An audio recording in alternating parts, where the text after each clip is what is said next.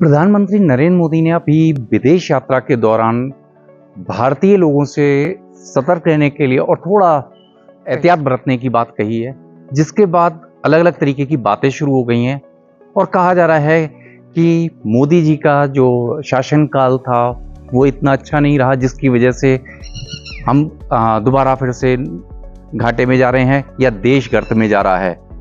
लेकिन क्या वाकई मोदी जी का शासनकाल ऐसा रहा है जिससे हम गर्त में जा रहे हैं?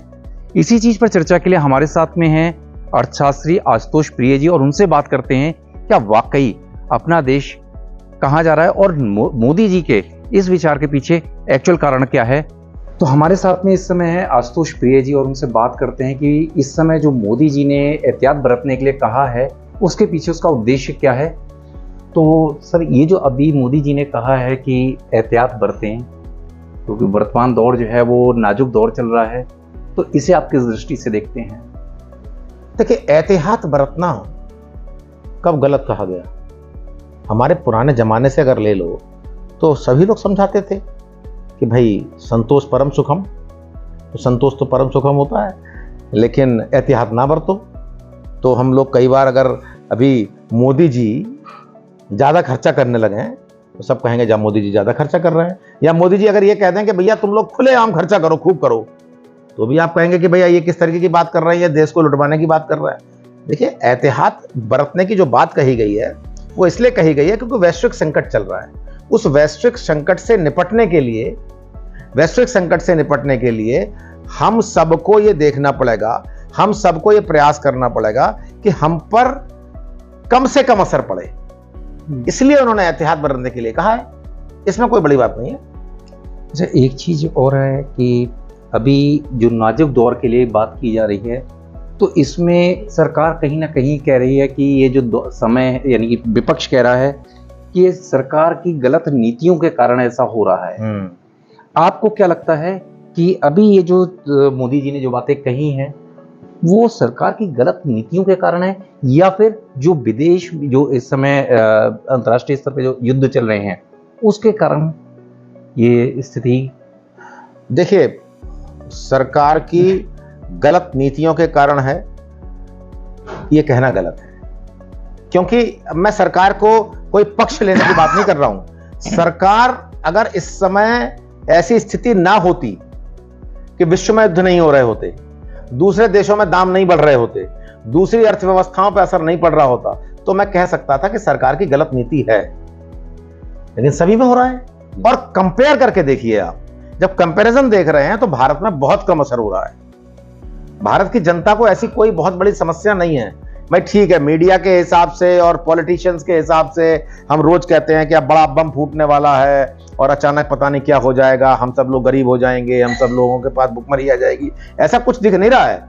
लेकिन हाँ, लोग शोर मचा रहे हैं, और पैनिक क्रिएट करने का जो काम है वो भी मुझे लगता है एक नेगेटिव इम्पैक्ट है। कई बार क्या होता है, मैं आपको बताऊं कि अगर आपसे ये कह दिया जाए कि जिस बैंक में आपका खाता है कि कल परसों से उस बैंक में पैसा नहीं मिलेगा, तो सब लोग साथ जाकर लाइन लगा देंगे। बिल्कुल। और एक बैंक हुई थी, मैं नाम नहीं याद आ रहा है, एक बैंक का एक ऐसा केस हुआ था, इस तरीके की बात आई, वहां पर लोग पहुंच गए और पैसा मांगने लगे, और जब अचानक पैसा मांगने लगेंगे तो पैसा नहीं होगा, और जब वो नहीं होगा तो ये लगने लगेगा कि बैंक जो है वो डूब रहा है, और जब डूबने वाली स्थिति आ जाती है तो लगता है कि सारा कुछ खत्म हो गया। तो ये पैनिक क्रिएट करने की स्थिति नहीं होनी चाहिए। मैं नहीं मानता हूं कि कोई भारत सरकार की कोई ऐसी नीति हो गई जिसकी वजह से ये चीज खराब हो गई, ऐसा नहीं है। पूरे वैश्विक संकट की वजह से ये चीज यहाँ पर आ रही है। विश्व युद्ध को आप मानते हैं इसमें, ये कहीं ना कहीं जिम्मेदार? बिल्कुल, ये जो युद्ध हो रहे हैं, जो हमारा अमेरिका और ईरान का युद्ध है, और जो रूस और यूक्रेन के जो बीच में युद्ध चल रहा है, उधर इजराइल भी उसमें इन्वॉल्व है, उधर यूएई भी इन्वॉल्व हो गया, मतलब धीरे धीरे कई देश ऐसे हैं जो इसमें इन्वॉल्व हो गए हैं। तो उस इन्वॉल्वमेंट अगर आप देखें तो पाकिस्तान और अफगानिस्तान में भी चल रहा है। तो ये जो देश इन्वॉल्व होते चले जा रहे हैं, इससे सप्लाई चेन बाधित हुई है, और उसके अलावा कहीं ना कहीं हम सब लोग एक दूसरे से जुड़े हुए हैं। किसी का सामान कहीं जा रहा है, किसी का सामान कहीं जा रहा है, किसी का सामान कहीं जा रहा है, किसी का सामान कहीं जा रहा है। तो जो पूरी जो अर्थव्यवस्थाएं हैं वो कहीं ना कहीं ऐसे स्थिति में आ गई हैं कि जैसे इतना बड़ा देश अमेरिका, वो भी डिस्टर्ब्ड है। तो इस वजह से ये सारी चीजें हम लोग को दिखाई दे रही हैं। हो सकता है मंदी आ जाए, मैं ये नहीं कह रहा हूँ, श्योरिटी नहीं है, श्योरिटी नहीं है। मंदी आ सकती है। मंदी किसे कहते हैं? मंदी अचानक भी नहीं आती है। मंदी ऐसा थोड़ी है कि आज बटन दबेगा और ये हो जाएगा घोषित कि मंदी आ गई। नहीं नहीं, ऐसा नहीं है। ये ट्रस्ट की बात है, ट्रस्ट कम हो रहा है, और जो जो जो विपक्ष है वो ट्रस्ट कम करने का रोल भी कर रहा है। तो इस प्रकार से मोदी जी का भी वहाँ कहना कि वर्तमान दौर काफी नाजुक दौर है, बिल्कुल सही है, थोड़ा एहतियात बरतें हैं, बिल्कुल सही, और हम लोग 10 साल पीछे तक जा सकते हैं अगर हमने ध्यान नहीं। बिल्कुल सही। तो इससे भी तो एक कहीं ना कहीं डर का माहौल बन सकता है कि प्रधानमंत्री ही अगर ऐसे। अरे भाई एक बात सुनिए, डर का माहौल क्या है? डर का माहौल क्या है? आप रोड पे जा रहे हैं और घर पे अगर आपकी माताजी ये कहती हैं कि बेटा गाड़ी सही से चलाना, तो आप कहोगे कि भाई डर का माहौल पैदा कर दिया माताजी ने। अरे भाई उन्होंने आपको एहतियात से गाड़ी चलाने के लिए कहा है, तो वो यही तो कह रहे हैं भाई। इसमें कौन सी बड़ी बात है कि साहब जो है वो डर का माहौल हो जाएगा कि साहब जो है हम गरीब हो जाएंगे? नहीं, ऐसा नहीं है। केवल इतना कहा जा रहा है अननेसेसरी खर्चा मत कीजिए, अननेसेसरी अपनी बचत को। आप कई बार होता नहीं है कि जैसे मेरे पास पैसे नहीं है तो मूवी देखने नहीं जा रहा हूं, 800 रुपए 800 रुपए या 1000 रुपए का टिकट लेके पिक्चर देखने नहीं जा रहा हूं। तो वो उस तरह की बात है, इसको इस तरीके से नहीं लेना चाहिए किसी को कि मोदी जी ने ऐसा कह दिया है कि नहीं साहब जो है हम बिल्कुल डूब जाएंगे और पता नहीं क्या हो जाएगा। एक पूरे विश्व की स्थिति जो दिखाई दे रही है, अगर विश्व युद्ध हुआ था पहले तब भी स्थितियां ऐसी हुई थी, द्वितीय विश्व युद्ध हो, प्रथम विश्व युद्ध हो, तो विश्व जब युद्ध होते हैं तो नुकसान तो होता ही है। बिल्कुल, तो इसलिए इस तरीके की चीज है। अच्छा, अभी एक चीज और आ रही है, कहा जा रहा है, कई अर्थशास्त्रियों का भी कहना है कि वर्तमान जो नाजुक दौर चल रहा है इसके पीछे सबसे बड़ा कारण है कि मोदी जी ने जो एमएसएमई को जो थोड़ा सा उसकी ओर ध्यान नहीं दिया, जो भारत की जो रीढ़ है छोटे उद्योग, उन उद्योगों की अनदेखी करना और बड़े उद्योगपतियों के ऊपर विशेष कृपा करना, जिसके कारण जो बैकबोन है वो कहीं ना कहीं प्रभावित हो रही है और देश को आर्थिक संकट की ओर ले जा रही है। इसे आप किस तरीके से देखते हैं? अच्छा ये बताइए, युद्ध से पहले एमएसएमई पे इतना क्वेश्चन क्यों नहीं उठा? अरे भाई मोदी जी की सरकार तो 2014 से है ना? तो अभी युद्ध के बाद ही एमएसएमई पे इतना संकट आ गया कि भैया जो है वो सब एमएसएमई खत्म हो गई, और वो ऐसा नहीं है, ये बिल्कुल गलत बात है। देखिए, बातें कहना और तथ्य के साथ कहना, इन दोनों में अंतर है। आप आंकड़े देखिए, आंकड़ों पे जाइए, कौन कौन सी एमएसएमई बंद हो गई या क्या। देखिए, प्रॉफिट जो मैंने आपको बताया कि प्रॉफिटेबिलिटी कम हुई है, नो डाउट। उसका दूसरा कारण भी है, उसका दूसरा कारण कैपिटल होता है। एमएसएमई की समस्या हमेशा ही रही है, medium and small scale enterprises कहा जाता है। तो निश्चित रूप से क्या है कि उनके जो सोर्सेस ऑफ इनकम है, या कह सकते हैं कैपिटल के जो सोर्सेस हैं वो कम होते हैं। बड़े उद्योगपति जो होते हैं उनके पास कैपिटल बहुत होता है, तो वो रिस्क लेने की संभावना ज्यादा होती है। हम लोग कई बार कहते हैं मोर रिस्क मोर प्रॉफिट। अरे भैया, जब उन पर रिस्क लेने की संभावना कम है तो निश्चित रूप से, और मैंने बताऊं कंज्यूमर भी अगर अभी आप चले जाइए तो आप जो है ब्रांडेड चीज लेना चाहेंगे। हम लोग के इकोनॉमिक्स में कहा जाता है कि जब लोगों की इनकम बढ़ती है तो वो हायर प्राइस वाले चीजों को लेना पसंद करते हैं, अपने स्टैंडर्ड को बताने की कोशिश करते हैं। अगर एक शर्ट आपको दी जाए कि साहब मोदी जी ने कई बार कहा भी खादी पहनो, कितने लोग खादी पहन रहे हैं साहब, है ना? और अगर पहन भी रहे हैं तो सोचिए कितनी महंगी, कितना। अब क्या हो रहा है? लोकल फॉर वोकल की भी बात करी, लोकल फॉर वोकल की भी उन्होंने बात की, उन्होंने ये सारी बात कही है, हाइजीन सैनिटेशन की बात करी, उन्होंने स्वच्छता अभियान चलाया। तो कहने का मतलब है, वो तो कोई भी उद्योग जो है वो तब फ्लरिश करता है जब डिमांड क्रिएट की जाए। और डिमांड के लिए क्या होता है कि मांग कब क्रिएट होती है? मांग तब होती है जब आपकी एफिशिएंसी ज्यादा हो। एफिशिएंसी कब ज्यादा होती है?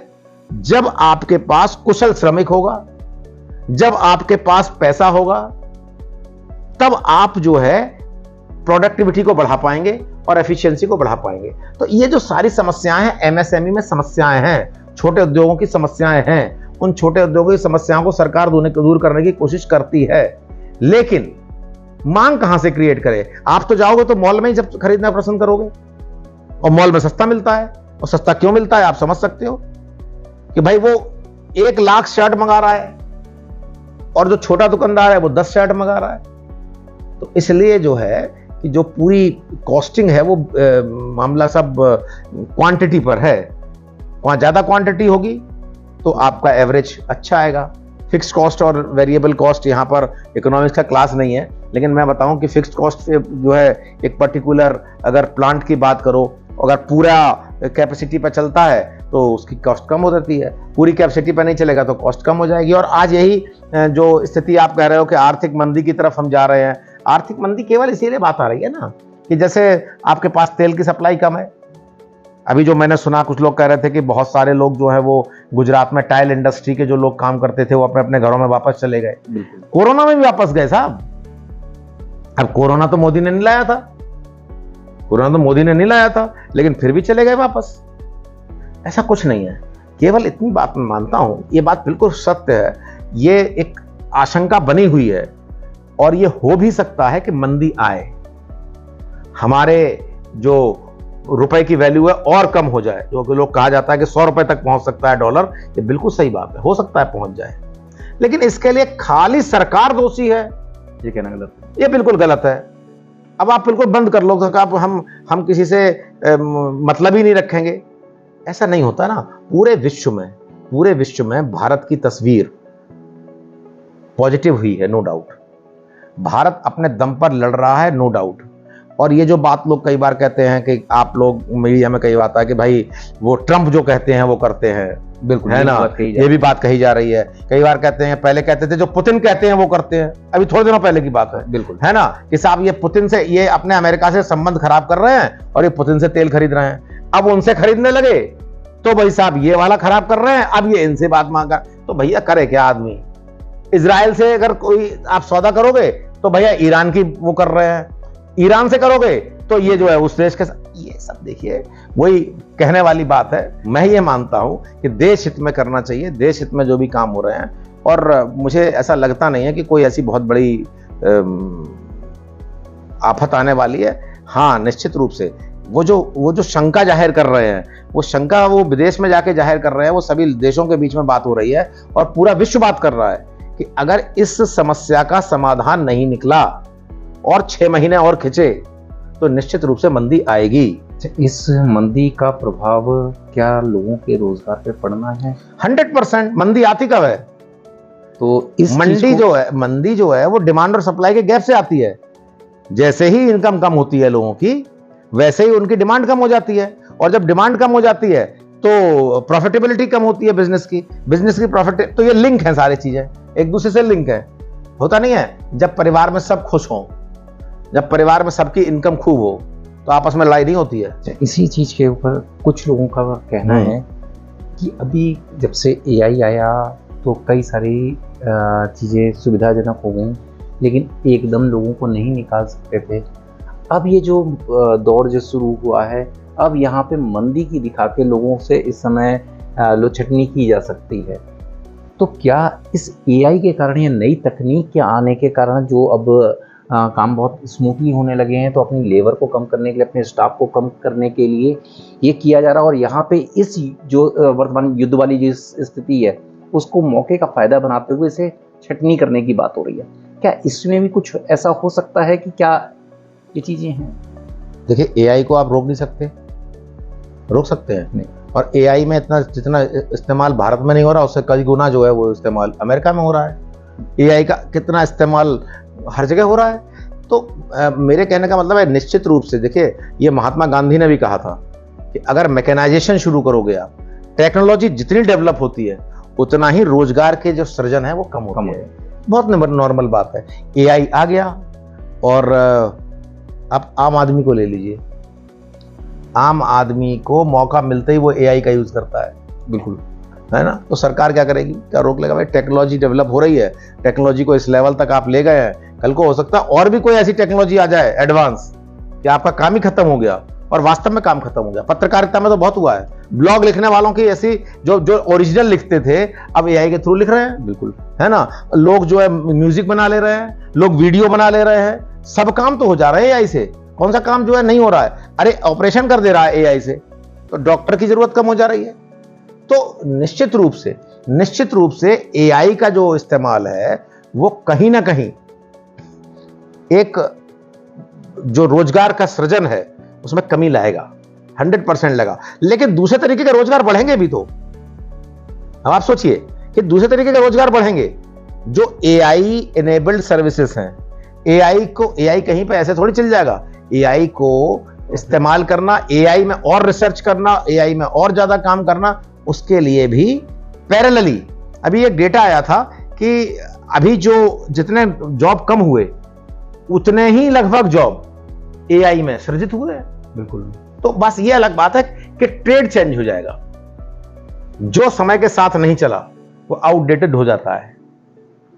पत्रकारिता में देखो, आप देखो पहले क्या न्यूज होती थी, पहले न्यूज बैठ के आदमी पढ़ता था, अब न्यूज पढ़ने का तरीका, देखने का तरीका, बोलने का तरीका बदल गया सभी चीज में। तो भैया अब मजा उसमें आ रहा है ना आदमी को, तो क्या करोगे आप? आपका खरीदेगा ही नहीं कोई, तो आप आउटडेटेड हो जाएंगे। तो बहुत सारी चीजें आउटडेटेड होंगी और इसका खतरा होता है, अर्थव्यवस्था पर इसका खतरा होता है। एडजस्ट होते होते टाइम लग जाता है। बहुत सारे लोग बैंकिंग सिस्टम में कितना बड़ा परिवर्तन आया था। उस समय जो पुराने कर्मचारी थे वो बहुत परेशान हुए, बहुत से लोग वॉलंटरी रिटायरमेंट लेके चले गए। तो ये अवस्था तो आती है, ऐसा कोई नहीं है। इसमें मैं मानता हूं कि अगर इस तरीके की टेक्नोलॉजिकल डेवलपमेंट जब भी होगा तो उसका असर नंबर्स पे पड़ेगा, लेकिन प्रॉफिटेबिलिटी बढ़ती चली जाएगी। इसमें जो चीज मेरा कहने का मतलब था कि यहाँ एआई के कारण लोगों की नौकरी जा रही है, लेकिन ठीकरा जो फोड़ा जाएगा वो इस वर्तमान, क्या ऐसा कुछ नजर आ रहा है आपको? नहीं, ऐसा नहीं। ये अभी ये देखिए, बहुत कुछ जो है वो इस युद्ध की स्थिति की वजह से है। इन सब चीजों को इस समय कंपेयर करने का कोई मतलब नहीं बनता। युद्ध की स्थिति की वजह से नो डाउट अगर परिस्थितियां खराब होंगी तो इंडस्ट्रीज बंद होंगी, गैस की समस्या होगी तो इंडस्ट्रीज बंद होंगी, डीजल या क्रूड ऑयल की समस्या होगी तो इंडस्ट्रीज बंद होंगी। इंडस्ट्रीज बंद नहीं होंगी तो उन पर सप्लाई कम होगी। इन सब चीज़ों की सप्लाई कम होगी तो यूनिट्स बंद हो सकती हैं, यूनिट्स बंद हो सकती हैं तो लोगों को निकाला जा सकता है तो फिर आगे क्या होगा कि वो लोग बेरोजगार होंगे। बेरोजगार जब लोग होंगे तो समझ सकते हैं आप, उनकी इनकम कम हो जाएगी, इनकम कम हो जाएगी तो डिमांड कम हो जाएगी, और डिमांड जब कम हो जाएगी तो ऑटोमेटिकली एक तरीके से हम इस दुष्चक्र में फंस जाएंगे। इसको दुष्चक्र कहते हैं। इस दुष्चक्र में फंस जाएंगे कि लोग खरीद नहीं पाएंगे, और उन्होंने जो खर्चे बढ़ा लिए हैं, उन्होंने जो लोन्स ले लिए हैं, उनका पेमेंट भी मुश्किल होगा। अगर उनका पेमेंट मुश्किल हो गया तो निश्चित रूप से बैंकिंग सिस्टम भी हिल जाएगा। जब बैंकिंग सिस्टम हिलता है तो पूरी अर्थव्यवस्था हिलने लगती है। इसीलिए अभी देखिए, खास बात आपको बताऊं, 28 साल बाद जो है फेडरल बैंक ने इंटरेस्ट रेट्स बढ़ाए। क्यों बढ़ाए आप सोचिए? इंटरेस्ट रेट्स इसलिए बढ़ाए क्योंकि अमेरिका हमेशा कहता है लोगों को पैसा दो जिससे डिमांड बनी रहे और इंटरेस्ट कम रखो, लेकिन इस समय उसने इंटरेस्ट रेट बढ़ा दिए ताकि लोग लोन कम लें, ताकि लोग डिमांड कम करें। तो भारत में मोदी साहब ने कह दिया और वो जो हैं दूसरे तरीके से कम करा रहे हैं डिमांड। तो इसलिए ऐसा नहीं है। देखिए, आप ये समझ लीजिए कि ऐसा कोई सरकार का या मोदी का ही मैं इसमें दोष नहीं मानता हूं। मैं बहुत बड़ा दोष वैश्विक परिस्थितियों को मानता हूं। अच्छा, मैं एक बार फिर से चीज पे वही एमएसएमई पे आता हूं। मैं एमएसएमई से भारत की रीढ़, मैंने कहा लगभग अगर कहें तो भारत का लगभग 60% अगर व्यवसाय जो है वो एमएसएमई पे ही निर्भर है। बड़ी कंपनियां आएंगी, ऑब्वियस है छोटी कंपनियों को खा जाएंगी। हाँ। लेकिन एक अनुपात बनाना ये गवर्नमेंट की जिम्मेदारी है कि क्योंकि वो कहीं ना कहीं 60% लोगों को जो देख रही है वो एमएसएमई देख रहा है, तो उस पे भी सरकार को ध्यान नहीं देना चाहिए। सरकार ध्यान दे रही है, किसने कहा दे रही है? पॉलिसी देखो ना सरकार की। नहीं, सरकार की पॉलिसी में जो सबसे पहले नोटबंदी आई थी, नोटबंदी का प्रभाव भी एमएसएमई पे बहुत ज्यादा पड़ा था। दूसरा, उसके बाद जो दिक्कत आई थी वो आई थी जब जीएसटी वाला जो उन्होंने नया नियम लेके आए, और जीएसटी इतने साल होने के बावजूद अभी भी लोगों को जीएसटी में दिक्कत आ रही है। तो और उसके अलावा ये जो बड़ी कंपनियों के लिए जितने इजीली लोन प्रोवाइड किए जा रहे हैं, छोटी कंपनियों के लिए दिक्कत आ रही है, कहिए जा रहे हैं, लेकिन जो धरातल पे लोगों का कहना है कि हाँ, जो छोटी कंपनियां हैं उन्हें बहुत सारी प्रॉब्लम का सामना करना पड़ रहा है, गवर्नमेंट से उतनी सहायता नहीं मिल रही है। तो फिर इसका मतलब आप कहना चाहते हो कि बड़ी कंपनियों को छोटा कर दें? मतलब अरे तालमेल क्या भाई, तालमेल का क्या मतलब होता है? कभी तालमेल नहीं हो सकता। आपका पड़ोसी अगर बहुत अमीर है ना और आप गरीब हो तो तालमेल कैसे बनाओगे बताओ? कोई तालमेल, मतलब वो तो बिजनेस कर रहा है ना। एक बात बताइए, मार्केट कभी, अगर इसीलिए कहते हैं कि परफेक्ट मार्केट होना चाहिए, एक सब्जेक्ट एक वर्ड होता है, हम लोग कहते हैं मार्केट कैसा होना चाहिए, परफेक्ट होना चाहिए। परफेक्ट का मतलब है कोई भी आ सकता है, कोई भी जा सकता है, किसी पे कोई रूल्स और रेगुलेशंस फॉलो नहीं होंगे, वो परफेक्ट मार्केट होता है। और जैसे ही कोई इंटरफियर करता है वो इम्परफेक्ट हो जाता है। मेरी बात समझिए। और परफेक्ट मार्केट का फायदा किसको मिलता है? कस्टमर को मिलता है, कंज्यूमर को मिलता है। क्योंकि जब परफेक्ट मार्केट होता है तो कंपटीशन बहुत हाई होता है, और कंपटीशन हाई होता है तो पैसे कम हो जाते हैं, price of the product will become less. तो जब वो पैसा कम हो जाता है तो किसको फायदा मिलता है? कंज्यूमर को। फायदा किसको मिलना चाहिए ये बताइए आप? हम ही कंज्यूमर है, बिल्कुल, हम ही बिजनेसमैन है, हम ही सब कुछ है ना। तो जब हम ही हैं तो निश्चित रूप से हम ये चाहते हैं कि अभी महंगाई बढ़ा दे सरकार, तो आप कहेंगे महंगा कर दिया। बैलेंस लाने की बात तो फिर ये वाली बात है कि आप लोग, कई बार क्या होता है ना, हमको होता है कि हम लोग अपने फंडामेंटल्स में बड़े कमजोर होते हैं। अगर आपको भी तनख्वाह मिल रही हो, कोई ऑफर करे कि साहब जो है 5 लाख रुपए मिलेंगे, यस ठीक है, हमें दे दीजिए आप 5 लाख रुपए, और आप 50,000 रुपए वाली तनख्वाह छोड़ के चले आओगे। तो जब आपको 5 लाख रुपए मिले तो कई लोगों के 50,000 चले गए। बिल्कुल। लेकिन अगर आपको कहना हो कि हाँ भाई बड़ा गलत हुआ, इन लोग के 50,000 नहीं आने चाहिए थे, तो देगा कहां से? उतना ही तो पैसा है अर्थव्यवस्था में, पैसा तो उतना ही है। केवल डिफरेंस क्या आ रहा है कि कंसंट्रेशन हो रहा है, कंसंट्रेशन हो रहा है। कंसंट्रेशन क्यों हो रहा है? कंसंट्रेशन इसलिए हो रहा है कि जो बड़े और छोटे की लड़ाई कराई दी जा रही है। अब ठीक है, अब आप बात समझिए कि एक एमएसएमई जो है एक शर्ट बनाती है, छोटा उद्योग है, और एक बड़ा उद्योग है। अब बड़े उद्योग, उसने कहा भी हम आपको प्रोवाइड कर रहे हैं थोड़ी हेल्प। अब ये तो करेगी नहीं सरकार के वो बिजनेस करना शुरू कर दे, वो बिजनेस करना तो शुरू नहीं करेगी। तो वो कहेगी कि भैया ऐसा है कि ऐसा करिए, एक शर्ट है, एमएसएमई वाले ने 150 रुपए की बनाई है, और जो बड़ा कंपनी वाला है उसने 100 रुपए की बनाई है, और आपसे कहे भाई शर्ट कौन सी चाहिए आपको, आप कौन सी लेंगे? जो सस्ती। तो क्या करे सरकार? सरकार क्या करे? सरकार 50 रुपए उसे और दे? नहीं हो सकता भाई। जब तक कैपिटलिस्टिक सिस्टम चलोगे, पूंजीवाद जो होता है, पूंजीवाद की तरफ सब बढ़ रहे हैं।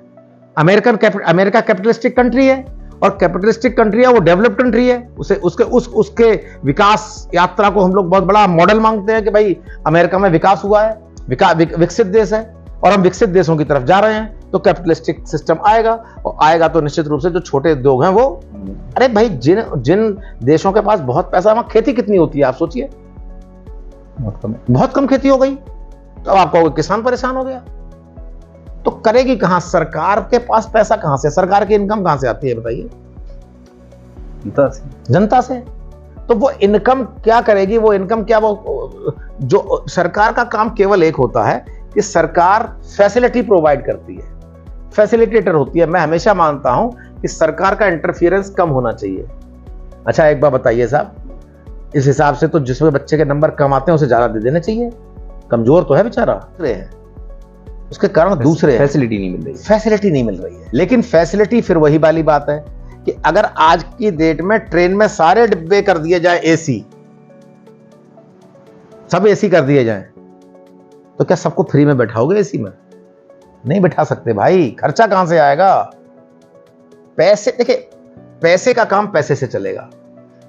कहना बहुत आसान है भैया, अगर इतने इतने बड़े अर्थशास्त्री पड़े हुए हैं, इतने इतने बड़े नेता रहे, भाई चाहे किसी की सरकार रही, मैं किसी सरकार की बात नहीं कर रहा, तो अगर इतने ही इंटेलिजेंट थे तो आज तक तो गरीबी खत्म हो जानी चाहिए थी। तो इतने सालों में गरीबी खत्म क्यों नहीं हुई भाई? इतने सालों में असमानता खत्म क्यों नहीं हुई? इतने सालों में बेरोजगारी खत्म क्यों नहीं हुई? भाई आप तो सब जानते हो। अभी देखिए ना, आप अगर मीडिया में देखें और यूट्यूब पर देखें और उस पर देखें, तो रोज एक आदमी ज्ञान देता है। बिल्कुल। और वो पूरा ज्ञान दे रहा है, उसे पता है कि ऐसा करो। अभी मैं देख रहा था, कोई लोग कहते हैं कि साहब जो है शेयर मार्केट से पैसा निकाल लो, कोई कहता है डाल दो। अब आप क्या करोगे?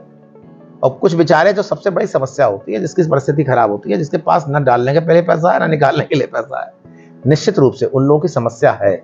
लेकिन सरकार को मैं ये मानता हूं, जो 3 चीजें मैं हमेशा कहता हूं कि किसी भी अर्थव्यवस्था में सरकार को 3 चीजों की जिम्मेदारी जरूर लेनी चाहिए। एक शिक्षा की जिम्मेदारी लेनी चाहिए, education must be free, education free होनी चाहिए, जो कि हमारे भारत में नहीं है। और जो फ्री वाली है भी वो बिल्कुल कूड़ा है, बिल्कुल, है ना। प्रयास कर रहे हैं लोग लेकिन कूड़ा है, उसमें कोई बच्चा जाता नहीं है। बच्चा कौन सा जाता है? जो दे ही नहीं सकता, मजबूरी वाला जाता है। दूसरा, स्वास्थ्य। स्वास्थ्य जो है वो सभी को मिलना चाहिए। आप कई देश ऐसे हैं, विदेशों में जाइए आप, तो वहां पर सब देश नहीं, अगर आप डेवलप्ड नेशंस में जाइए तो वहां आपको स्वास्थ्य फ्री मिलता है, बिल्कुल सबको बराबर मिलेगा। ये भी नहीं है, यहां भारत में थोड़ी समस्या है कि साहब जो है वो इनको जो है इनका एंटाइटलमेंट 50,000 रुपए का है, इनका एंटाइटलमेंट 10,000 रुपए का है।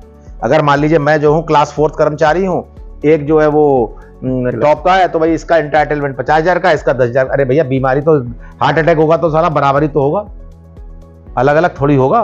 तो इस तरीके की चीजों को देखना पड़ेगा आपको कि आप जो ऐसी बात क्यों कह रहे हो कि भैया गरीब है तो भी स्वास्थ्य की सुविधा उसे पूरी मिले, और अमीर है तो भी स्वास्थ्य की सुविधा पूरी मिले, शिक्षा बराबरी के हिसाब से मिले, और दूसरी सुरक्षा। तीसरा मैं कहता हूं सुरक्षा।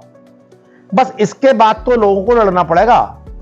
लोगों को वास्तव में अगर आपको अच्छी शिक्षा दी जा रही है तो निश्चित रूप से आपकी जिम्मेदारी होनी चाहिए कि आप अच्छे से पढ़ें। अगर आपको स्वास्थ्य दिया जा रहा है, स्वास्थ्य की सुविधा दी जा रही है, फिर भी आपकी ये जिम्मेदारी होनी चाहिए कि आप अच्छा एक हाइजीन, सैनिटेशन और सारी चीजें जो भी हैं वो आप मेंटेन करें। और तीसरी चीज सुरक्षा। सुरक्षा वास्तव में बहुत जरूरी है। तो सुरक्षा के लिए भाई सरकार को खर्च करना पड़ता है। मैं बताऊं, अचानक ही जब ऐसा आ जाता है कि मान लीजिए पाकिस्तान जो है ये कह दे कोई पाकिस्तान तैयारी कर रहा है कि वो ये आपकी तरफ आक्रमण कर सकता है, तो आपको बहुत पैसा वहां डाइवर्ट करना पड़ेगा।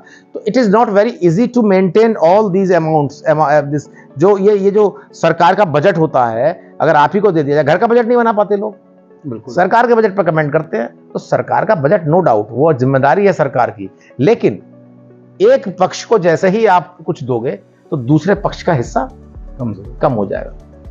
वो एक समस्याएं हैं, वरना मैं नहीं मानता हूं कि इस तरीके की कोई जो आप बात कर रहे हो कि ऐसी समस्या, ऐसा नहीं है। अच्छा, अभी आपको ये जो क्या लग रहा है कि ये जो नाजुक दौर जो मोदी जी ने बात करी है, ये कब तक स्थिर होने की संभावनाएं नजर आ रही हैं आपको, एक अर्थशास्त्री? देखिए भाई, मैं मानता हूं कि ये लड़ाई जो है वर्चस्व की हो गई है। ये वर्चस्व की लड़ाई कैसी हो गई है कि जैसा हम लोग कहते हैं कि चाइना एक अलग शक्ति बनने की कोशिश करता है, रूस एक अलग शक्ति बनने की कोशिश करता है, अमेरिका एक अलग शक्ति बनने की कोशिश करता है। तीन तो दिखाई देते हैं बिल्कुल, जो बिल्कुल ओपनली कर रहे हैं। बिल्कुल। अब उनके साथ लोग लगे हुए हैं। इजराइल चाहता है कि मेरा वर्चस्व अलग तरीके का रहे, यहां पर मेरे को कोई भी गड़बड़ ना कर पाए।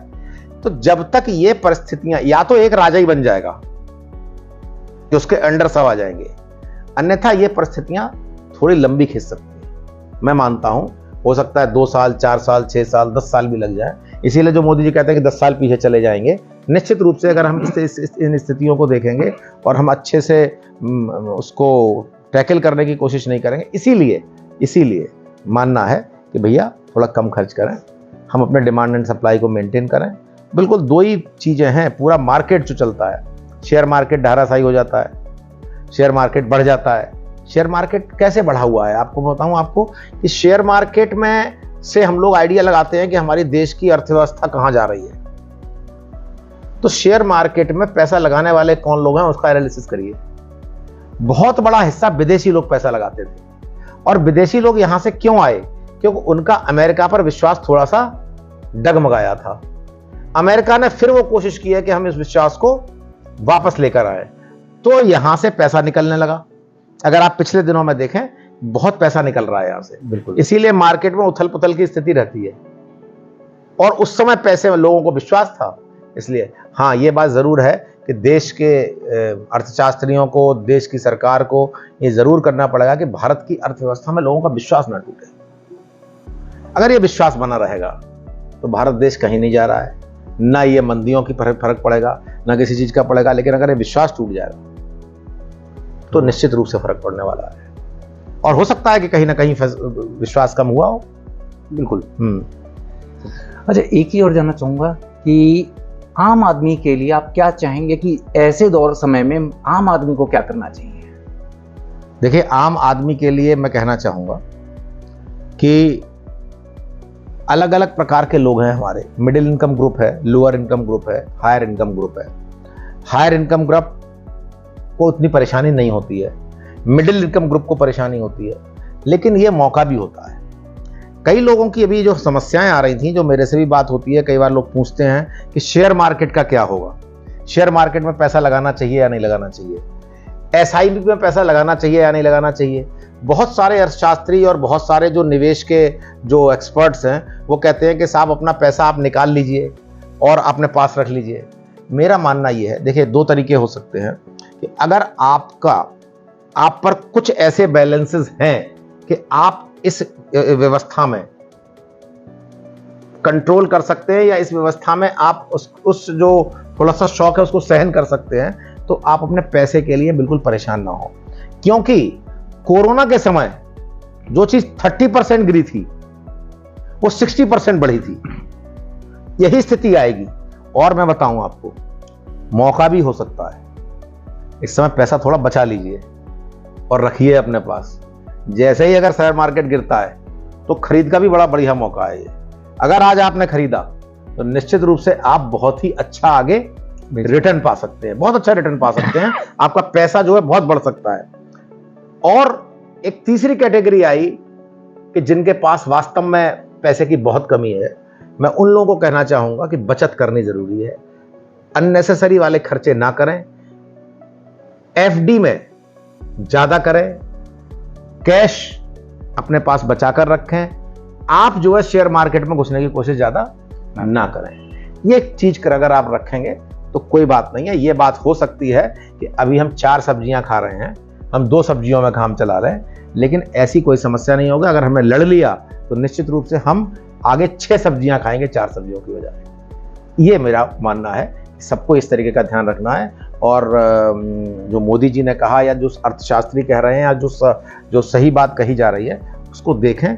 ये समस्या आ सकती है, आर्थिक मंदी देख रही है हमारी तरफ, लेकिन अगर हमने उसको कंट्रोल करने की कोशिश की या हमने अपने जो सिस्टम को है इस तरीके से डेवलप किया तो निश्चित रूप से हम इसको लड़ लेंगे और हम फिर एक ऐसा परिस्थिति क्रिएट करेंगे जिसमें आप फिर कहोगे कि साहब आप इतने बिलियन की इकोनॉमी हो गई।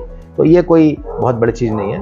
आप सब लोग खुश रहें, आप सब लोग प्रसन्न रहें, यही हमें लगता है सरकार चाहती है और सभी यही चाहते हैं। तो सभी को प्रसन्न रहना बहुत ज़रूरी है और हमारा भारत देश ऊपर होता रहे, ये हमारे को प्रयास करना चाहिए। चलिए, अभी अपनी जानकारी देने के लिए बहुत बहुत धन्यवाद। तो अभी आपने सुना आशुतोष जी को और बहुत अच्छी बात कही कि अपनी अर्थव्यवस्था के प्रति जब तक जनता का विश्वास है तब तक अपने देश को कोई कुछ नहीं बिगाड़ सकता। हाँ, ये दौर इस समय जो चल रहा है, ये समय जो चल रहा है वो इस समय विपरीत है और इसके कारण कई हैं और सबसे बड़ा कारण युद्ध है। तो एटलीस्ट इस समय सभी को थोड़ा ध्यान रखना चाहिए, अपने प्रधानमंत्री के ऊपर विश्वास रखना चाहिए और कहीं ना कहीं इसमें सहयोग करना चाहिए कि अपने देश को कैसे हम और अधिक मजबूत कर सकते हैं। आपको अगर और भी कोई सुझाव हैं तो हमें आप भेज सकते हैं।